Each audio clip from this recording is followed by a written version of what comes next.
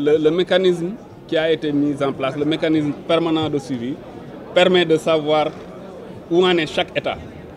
Et pour le cas du Sénégal, comme je l'ai dit, le Sénégal en fait est en avance par rapport à beaucoup de pays. Il faut oser le dire. Donc dès 2005 déjà, le Sénégal avait un arsenal juridique qui était là, avec la loi 2005-06 du 10 mai, qui réprimait donc le trafic déjà illicite de migrants et la traite des personnes en 2005, donc ça fait presque 17 ans. Ensuite, le Sénégal a créé par la suite au niveau du ministère de la Justice ce qu'on a appelé la cellule nationale de lutte contre le trafic de personnes, qui était vraiment une innovation majeure dans la sous-région. Au plan répressif, au niveau même de ma direction, qui est la direction de la police de l'air et des frontières, le Sénégal a créé une division spécialisée avec des enquêteurs spécialisés, avec du matériel spécialisé et des enquêteurs formés en la matière. Cette division s'appelle la Division nationale de lutte contre le trafic de migrants et la traite des personnes, qui fait un travail, disons, appréciable, parce qu'en 4 ans, il y a eu 416 trafiquants de migrants qui ont été déférés en 4 ans. C'est une moyenne de 100 personnes presque par année. Donc ce qui n'est pas négligeable.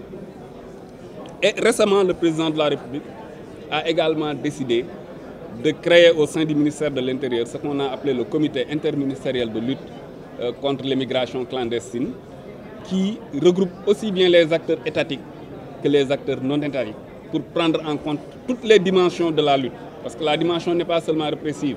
Le ministre l'a précisé tout à l'heure, il a parlé de la nécessité d'insister sur le développement durable et la création d'économies alternatives pour prendre en charge le retour de personnes, mais également pour fixer les personnes et les maintenir donc dans leur terroir.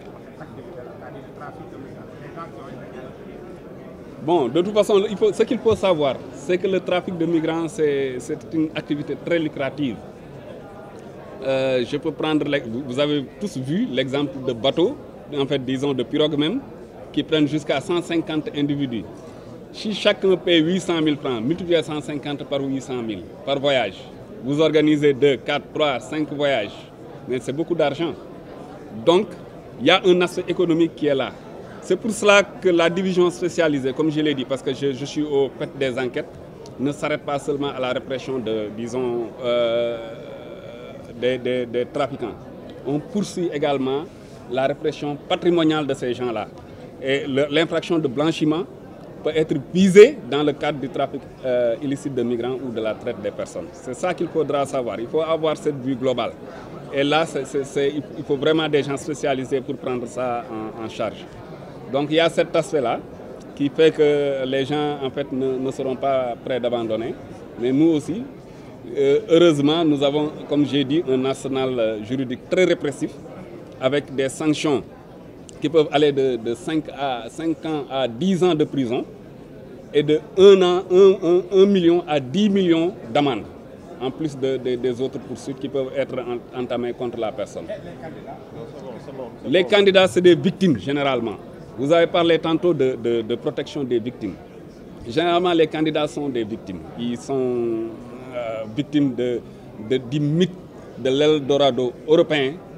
Mais pour ceux qui se sont rendus en Europe, ils savent les conditions dans lesquelles les Européens vivent. Et il y a tout un travail de déconstruction qui doit être fait en rapport avec tous les acteurs, y compris les acteurs de la presse que vous êtes.